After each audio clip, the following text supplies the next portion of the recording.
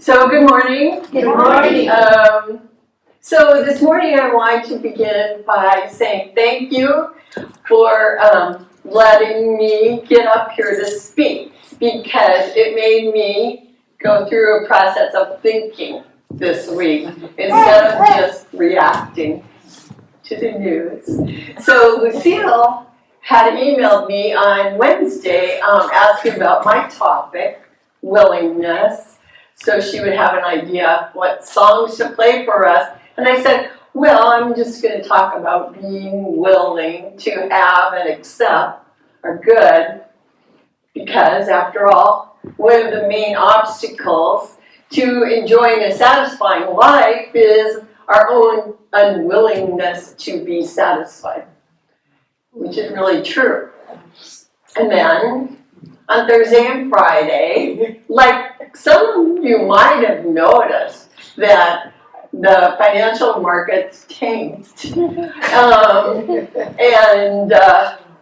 United States seems to have triggered a worldwide trade war. So it's like, oh, okay. And so that's what I mean by thank you. Thank you, because I had to focus on the topic of willingness. And I realized that while it seems like a trade war has been triggered, since I have hope that, and not just hope, but I know things can change as quickly next week as they changed last week. So I'm going to keep my mind focused on the positive. What we say when we do our spiritual mind treatments or affirmative prayer is simply that we know that an unwanted condition can dissolve, and that we seek a quick reestablishment of the wanted condition, which in this case is financial stability worldwide, and also for each one of us. You know, and in fact, and when I say in fact, I'm talking about in truth with a capital T. So in fact, I understand and believe that while we actually are living in a world of appearances, kind of a transitory world that things are constantly changing, in which we experience one thing after another, or we say one condition after another, we simultaneously live in a world of spirit, which is eternal, infinite, all power, all knowing, present everywhere in totality, in completeness. And this spiritual beingness is constantly creating by becoming its creation, by simply being it. Everything, everyone, every thought, every idea, every manifestation of any kind is formed of the very substance of spirit itself, which becomes whatever, without ever being used up or diminished or even separated from its creation in any way. So we live in a world that's constantly changing, but we also live in a world that is perfection unfolding, and yet they are one and the same world. There's not two things, there's not two worlds. There's only one world, one thing itself, which we refer to as spirit or God.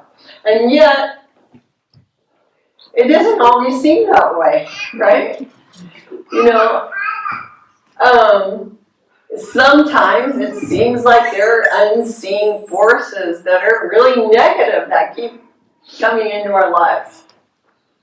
Like when the stock market started dropping on Thursday, my thought was, not again. You know, it's only been a few years since the last time when we went through COVID and the triple whammy of health issues, financial issues, and the social isolation, and, you know, the problems that resulted. And then I thought, shoot, not again. It's only been like 15 years since the Great Recession.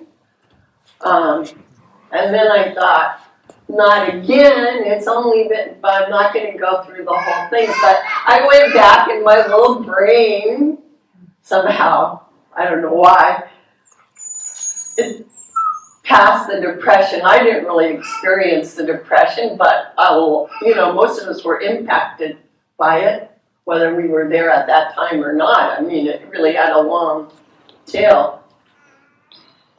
But what about the panic of 1893? I don't know if you remember the panic of 1893, right? There was one. So that's where my mind ended up. And that's, well, kind of where I was when I was trying to think of something relevant to say today. So I have mentioned, some of you know that when I was young, my husband and I were livestock farmers in Wisconsin. And we had a neighbor who was very, I was in my 20s, so she was really old, I thought. But an older woman who was a neighbor, and she had immigrated to the United States with her family during the panic of 1893. She had moved, her family had moved from Norway, and I'm sure it was a really rough time to move to the United States. Things were hard. And I don't really know what was going on in Norway, but I do know that 1893 was the very year that Edvard Munch painted that very famous painting, The Scream. So I'm going to guess things weren't that great in Norway either. So anyway, we had this neighbor, her name was Stina, and she had been a school teacher in a one-room country schoolhouse. She'd been already retired for many years, and I was told by other neighbors that she was so independent-minded, she was so independent in her mind that she had never even signed up for Social Security at all. As far as I knew, she had no means of income. I don't know what it was. Maybe she had savings from when she was a school teacher. I don't know. And she lived in a little house about a mile from where we lived, in the bottom of the valley, kind of on the shady side of the valley. And trust me, it got really cold in the winter time. And by the time I met her, she was already a bit crippled from having had her feet freeze when she refused to accept heating oil from a neighbor who wanted to buy some heating oil for her. Now, her 40-acre family homestead was really close to our farm up on the hill, and it had been abandoned for a long time, but she used to walk up there to pick wild asparagus or strawberries or kind of look through things, although the house was already falling down and had been vandalized. But if I saw her walking along the road, I would give her a ride in our pickup. So not only was there a rumor that she always refused help, but I actually kind of hesitated sometimes to give her a ride, because every time I give her a ride, she'd give me something. So if she'd gone up and picked asparagus, and I gave her a ride, she'd give me the asparagus. I was like, oh. But finally, I figured out that I could just say, well, can I have one of the old magazines in your house? Because it was like full of old magazines. And she was like, oh, okay. Or I'd say, oh, no, I already have asparagus, whatever. The thing is, she never seemed discontent. I'm not sure she ever even thought of herself as living in poverty. She had grown up in a hard era, and she was still living in that era in a certain way. It was hard for me to understand how she could say no to help, but it was her choice. She was willing to live that way, And at the same time, she was also generous. She was a giver.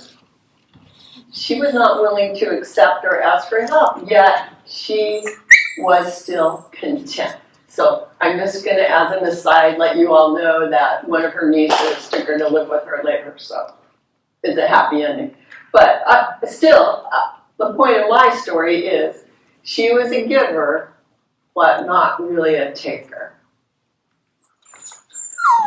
So now I want to talk about someone else, a friend of mine that I have now who immigrated to the United States almost exactly 100 years after Stina did in the early 1990s. He was a legal refugee during one of the civil wars in the country that he was from. Now he says he grew up in a village where they didn't have or use money, they had cows. Their wealth was in cows.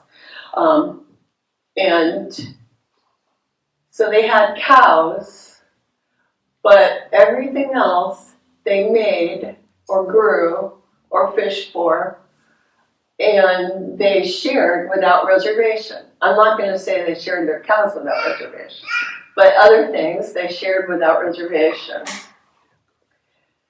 So growing up, he was never taught what most Americans are taught, which is that a person should be self-sufficient and not have to rely on anyone else, or that we should not ask for help. In his culture, he was taught to give everything he had away if someone needed something, and he still is willing to give almost everything away, and he believes that he will always have whatever he needs. He believes that simply living in the United States is amazing prosperity. And actually, he always does have whatever he needs. And he is also very content. So, a different way of looking at things. And then I want to share a story that I remember reading about this guy. His name is Albert Alexander Hyde, and he was the founder of what's called the Mentholatum Company, and as well as some other businesses. So one time when we went on a family reunion to the YMCA of the Rockies in Colorado, we stopped at a little museum. And it had a plaque dedicated to him. Now, I didn't remember his name. I had to look it up. But I remembered what it said on the plaque because, I wasn't really into science of mind, and it was remarkable. There was a quote from him explaining that after he started his business and it grew successful, he started giving away his money. And that he found that he couldn't give away enough, that he just started giving away more and more, and that his business just became more and more successful. And I looked him up, and at one point in time, he actually was giving away 90% of his income. And still, generations later, the business still exists and is a successful business. So I did look it up, and this was the kind of funny thing, is that he started this business right after the real estate crash that happened shortly before the Great Panic of 1893. So I was like, oh, that's odd. That all these things were just kind of, like that was the marker of, the crash that I knew about. That was kind of far back. So, but here's a man, and he also was a great giver, but he had the idea that the more he gave, it kind of would be backfilled. That his wealth would never be diminished, no matter how much he gave.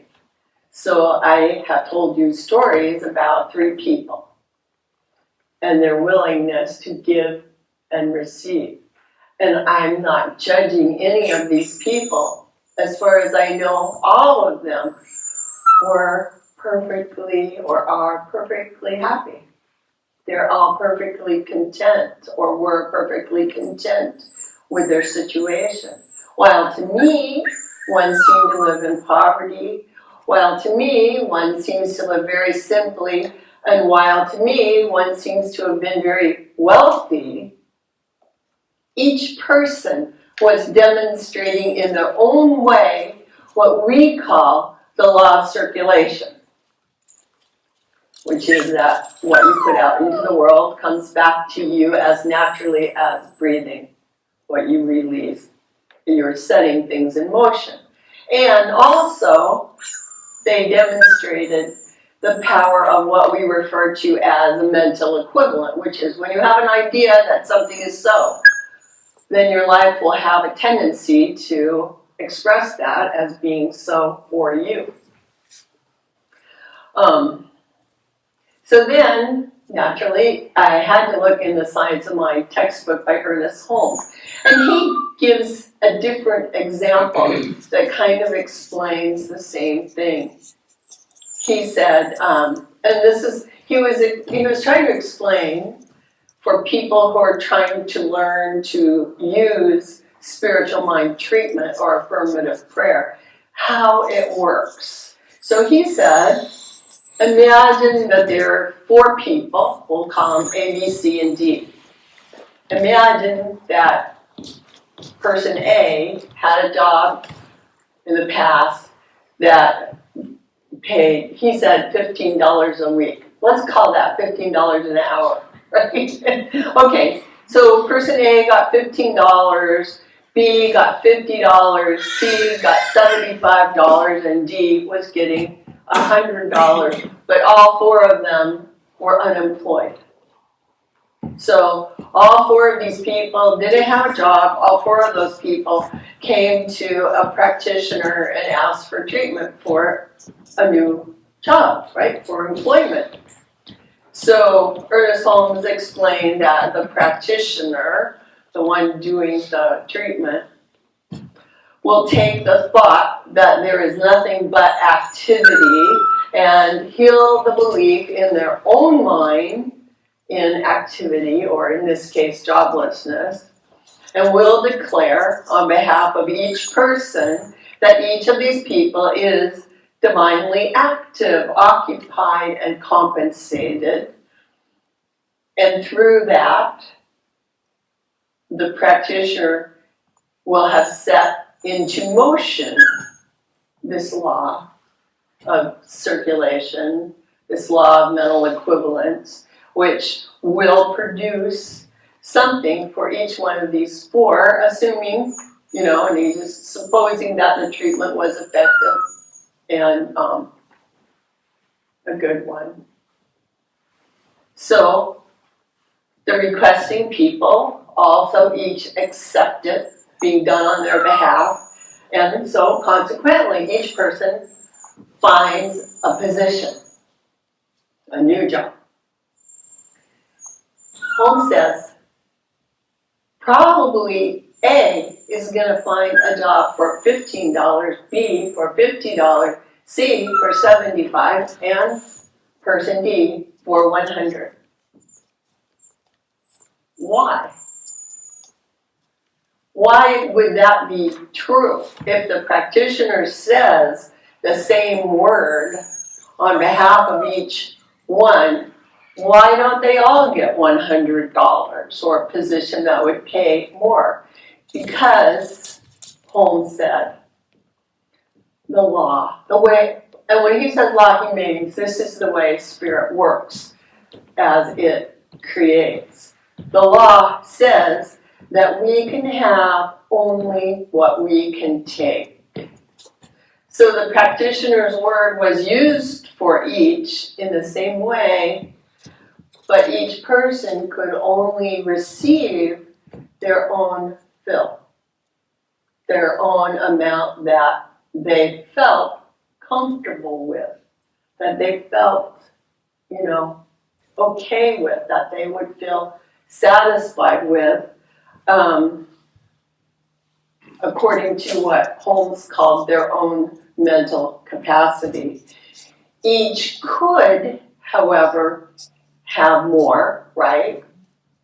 But how? How can they change? How can they get it? So Holmes said, imagine that you have a pint dipper in your, ladling out water or whatever. Can you ever get more than a pint?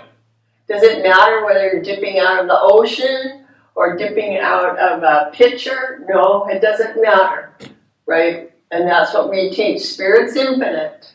There's no limit on what's out there for us. The limit is the size of the dipper. But he said, even with a physical dipper, you can make a bigger dipper. You can make the size higher. You can, if I give you a dipper and you go, oh, that's too small, you can get a bigger dipper. You can figure out a way to enlarge it, to make it hold more and more. Well, Holmes says in just the same way, a person can continuously increase their consciousness. And I'm not just talking about money. Money is an easy example. But this is the way the law works. This is the way spirit becomes in accordance with our beliefs. We can expand the finite. So the finite representing the size of our pitcher, the size of our willingness. That's finite. That's what we're in control of. We can't expand, or we can't contract or shrink spirit. The infinite is the infinite. It's always there for us. So he says each person, A, B, C, and D, was probably ecstatic that they had their new position as a result of the treatment and, getting on the phone, whatever. But the positions that they received would be in response to what you could think of as the molds that their perceptions of life had provided. It's like, instead of a pitcher, think of spirit as pouring something into a mold. So in the Psalm where it says, my cup runneth over, think about, then get a bigger cup. And he says this is because their acceptance of their new pay scale, for instance, or whatever it is, was limited by their unconscious memories of what they had been comfortable with in the past, which is something that they were setting in motion by themselves. Each attracted to themselves out of the universal good that which they could comprehend or accept.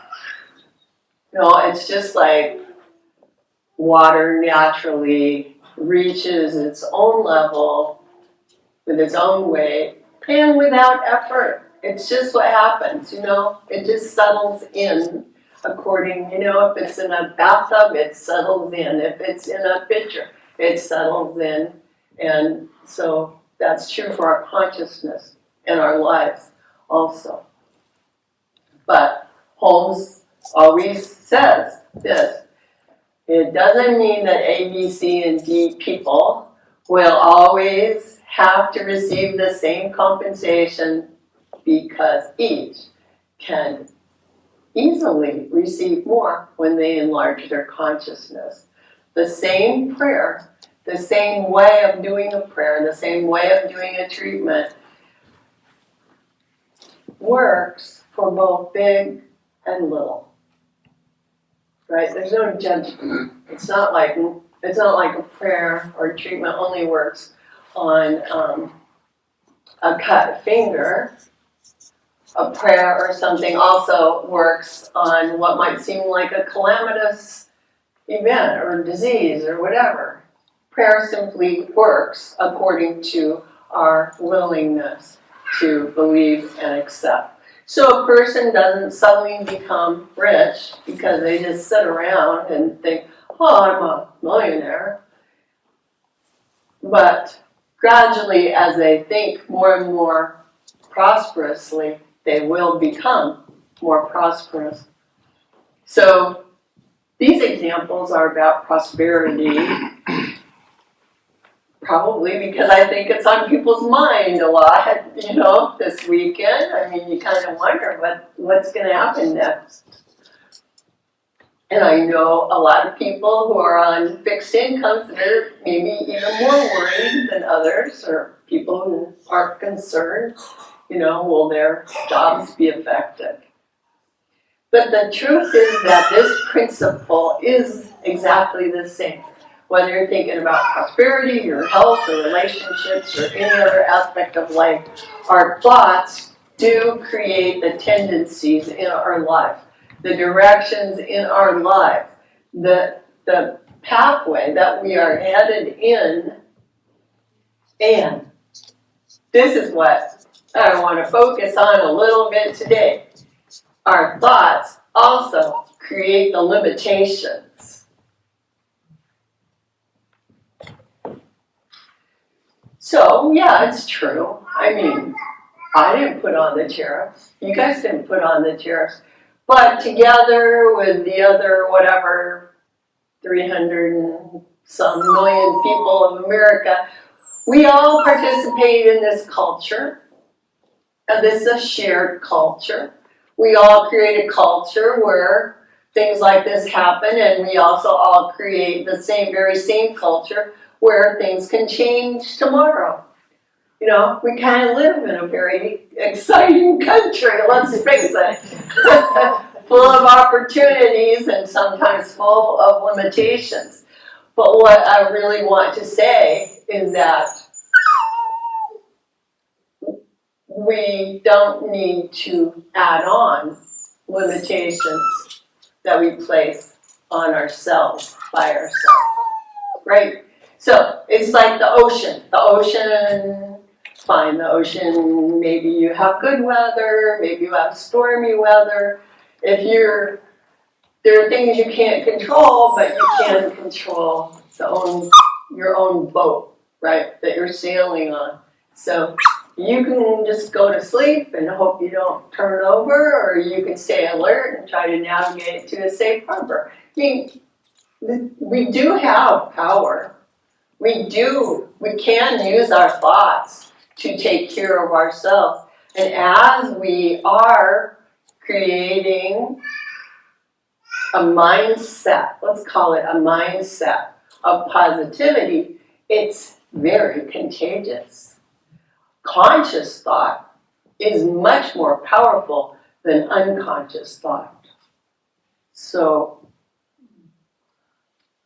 this is why I believe it's important to cultivate a willingness to always expect the best. And not just expect it, we also need to cultivate a willingness to accept the best. So Ernest Holmes said, one should analyze himself. Look at yourself. Ask yourself, do I look at myself from a standpoint of restriction?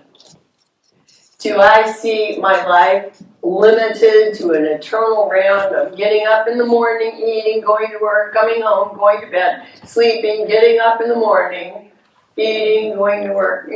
Is it just like this endless cycle? Holmes says, break the bonds of this apparent necessity to be in a repetitive situation. And see life as a continuous expression of the infinite self, the true self, what we call your own inner light. And as this idea gradually takes hold of your inner thoughts, something will happen in your outer conditions.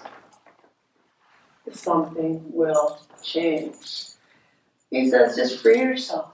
Free yourself forever from the thought that God is going to be happy because you are suffering.